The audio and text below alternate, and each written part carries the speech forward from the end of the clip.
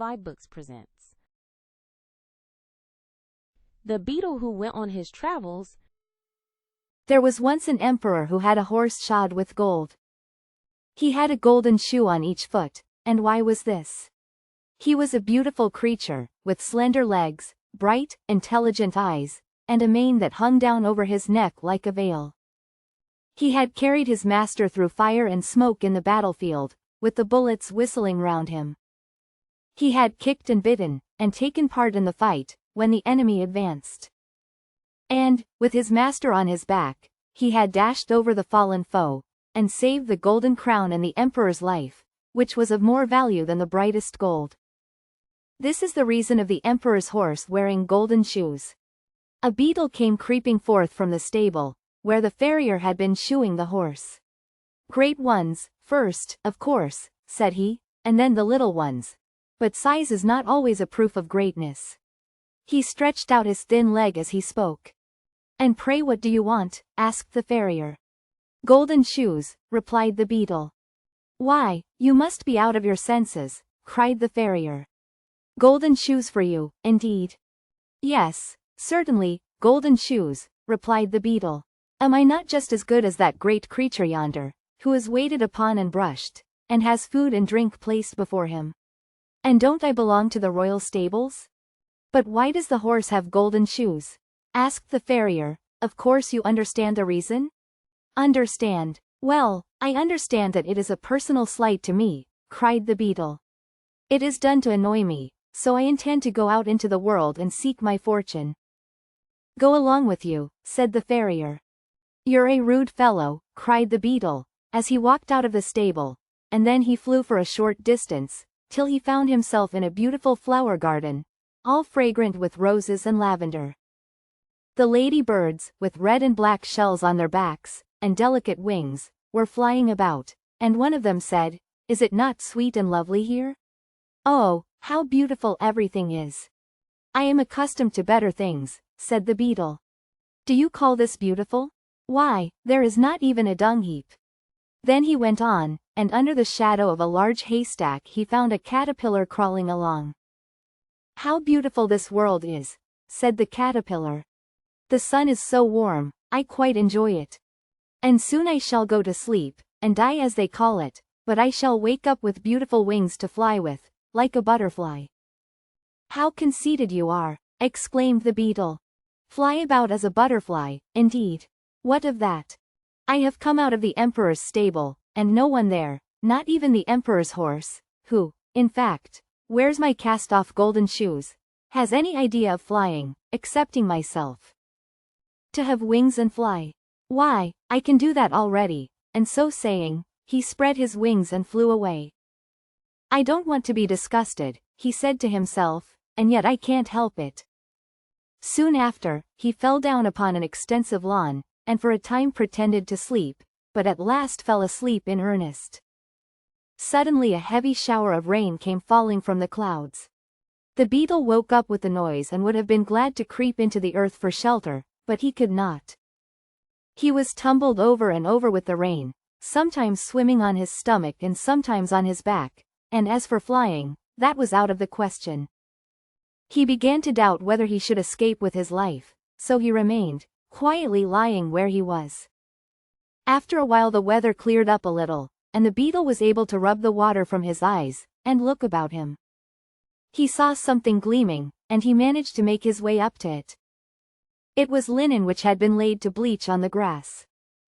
He crept into a fold of the damp linen, which certainly was not so comfortable a place to lie in as the warm stable, but there was nothing better, so he remained lying there for a whole day and night, and the rain kept on all the time. Towards morning he crept out of his hiding place, feeling in a very bad temper with the climate.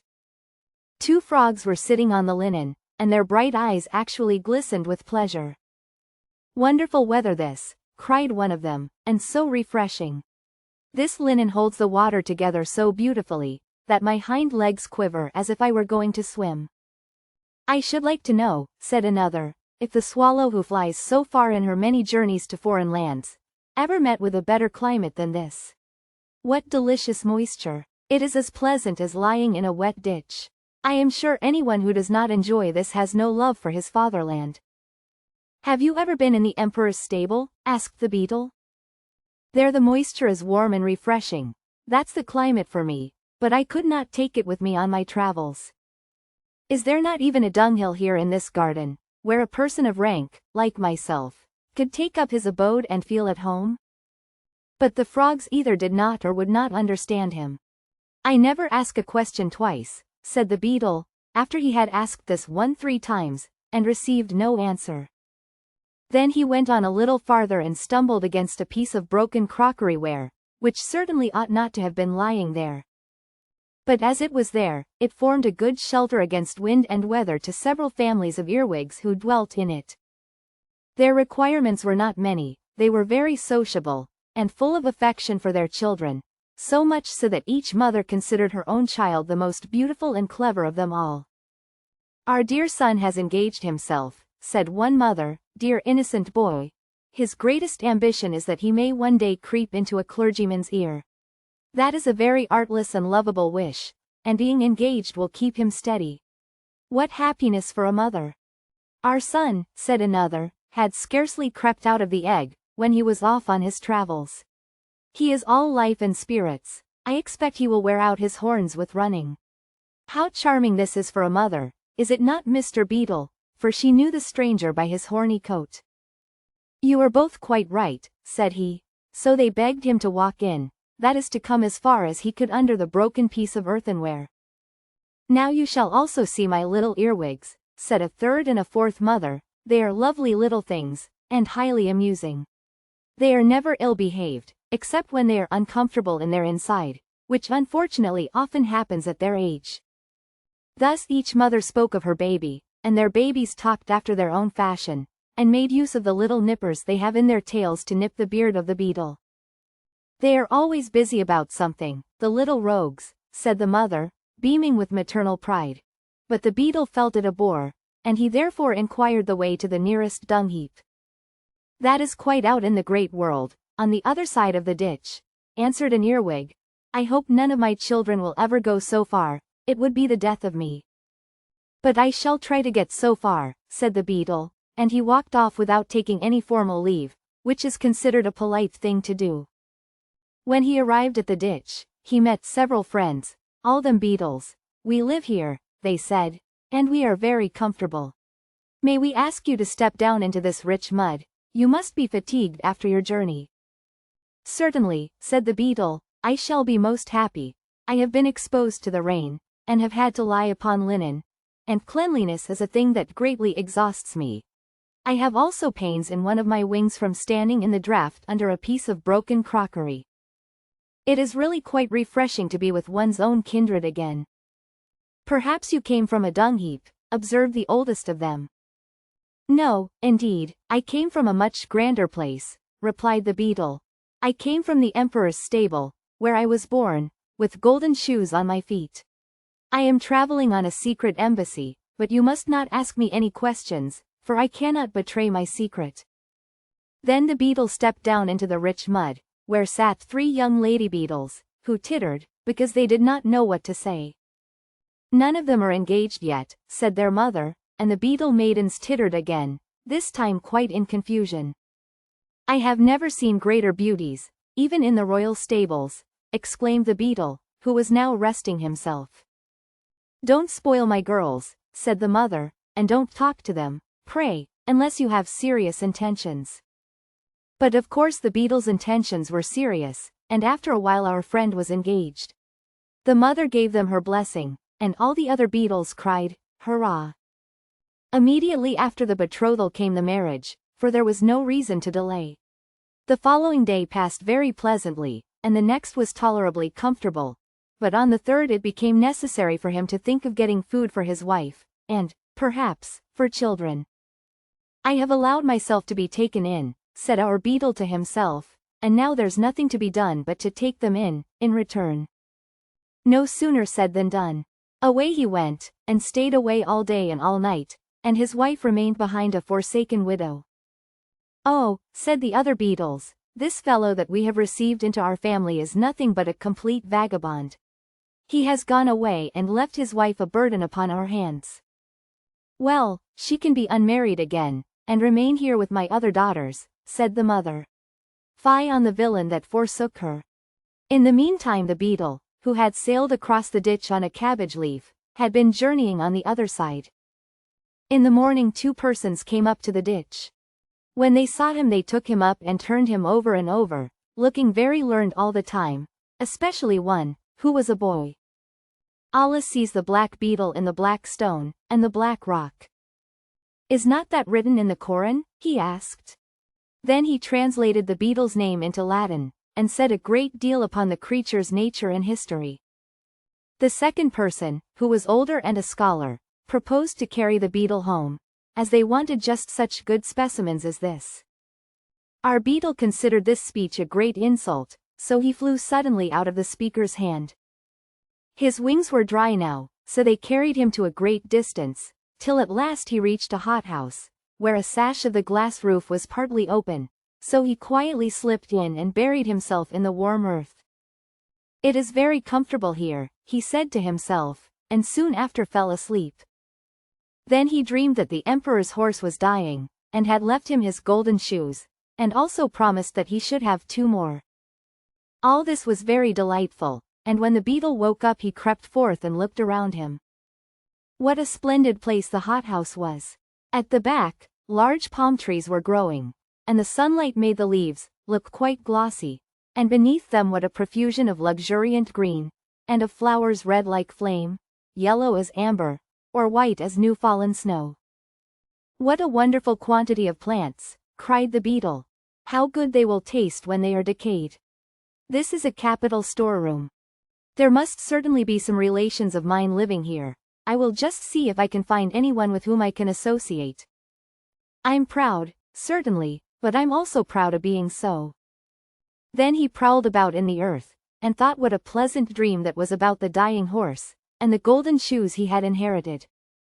Suddenly a hand seized the beetle, and squeezed him, and turned him round and round. The gardener's little son and his playfellow had come into the hothouse, and, seeing the beetle, wanted to have some fun with him.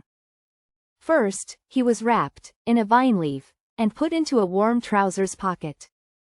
He twisted and turned about with all his might, but he got a good squeeze from the boy's hand, as a hint for him to keep quiet. Then the boy went quickly towards a lake that lay at the end of the garden. Here the beetle was put into an old broken wooden shoe, in which a little stick had been fastened upright for a mast, and to this mast the beetle was bound with a piece of worsted. Now he was a sailor, and had to sail away. The lake was not very large, but to the beetle it seemed an ocean, and he was so astonished at its size that he fell over on his back, and kicked out his legs. Then the little ship sailed away. Sometimes the current of the water seized it, but whenever it went too far from the shore one of the boys turned up his trousers, and went in after it, and brought it back to land. But at last, just as it went merrily out again, the 2 boys were called, and so angrily, that they hastened to obey, and ran away as fast as they could from the pond, so that the little ship was left to its fate. It was carried away farther and farther from the shore, till it reached the open sea. This was a terrible prospect for the beetle, for he could not escape in consequence of being bound to the mast. Then a fly came and paid him a visit. "What beautiful weather," said the fly. "I shall rest here and sun myself." "You must have a pleasant time of it." "You speak without knowing the facts," replied the beetle. "Don't you see that I am a prisoner?" "Ah, but I'm not a prisoner," remarked the fly, and away he flew. "Well, now I know the world," said the beetle to himself. "It's an abominable world. I'm the only respectable person in it. First, they refuse me my golden shoes, then I have to lie on damp linen, and to stand in a draught, and to crown all, they fasten a wife upon me. Then, when I have made a step forward in the world, and found out a comfortable position, just as I could wish it to be, one of these human boys comes and ties me up, and leaves me to the mercy of the wild waves, while the emperor's favorite horse goes prancing about proudly on his golden shoes. This vexes me more than anything. But it is useless to look for sympathy in this world. My career has been very interesting, but what's the use of that if nobody knows anything about it? The world does not deserve to be made acquainted with my adventures, for it ought to have given me golden shoes when the emperor's horse was shod, and I stretched out my feet to be shod, too. If I had received golden shoes I should have been an ornament to the stable. Now I am lost to the stable and to the world. It is all over with me. But all was not yet over. A boat, in which were a few young girls, came rowing up. "Look, yonder is an old wooden shoe sailing along," said one of the younger girls. "And there's a poor little creature bound fast in it," said another. The boat now came close to our Beetle's ship, and the young girls fished it out of the water. One of them drew a small pair of scissors from her pocket, and cut the worsted without hurting the Beetle, and when she stepped on shore she placed him on the grass. "There," she said, "creep away, or fly, if thou canst. It is a splendid thing to have thy liberty." Away flew the Beetle, straight through the open window of a large building. There he sank down, tired and exhausted, exactly on the mane of the emperor's favorite horse, who was standing in his stable, and the Beetle found himself at home again. For some time he clung to the mane, that he might recover himself. "Well," he said, "here I am, seated on the emperor's favorite horse, sitting upon him as if I were the emperor himself. But what was it the farrier asked me? Ah, I remember now, that's a good thought. He asked me why the golden shoes were given to the horse. The answer is quite clear to me, now. They were given to the horse on my account." And this reflection put the Beetle into a good temper. The sun's rays also came streaming into the stable, and shone upon him, and made the place lively and bright. "Traveling expands the mind very much," said the Beetle. "The world is not so bad after all, if you know how to take things as they come." Thank you for tuning into vibeBooks. We hope you enjoyed this journey. Please consider liking, commenting, and subscribing to our channel. Check out our playlist or explore vibeBooks for more classic stories. Until next time, happy listening.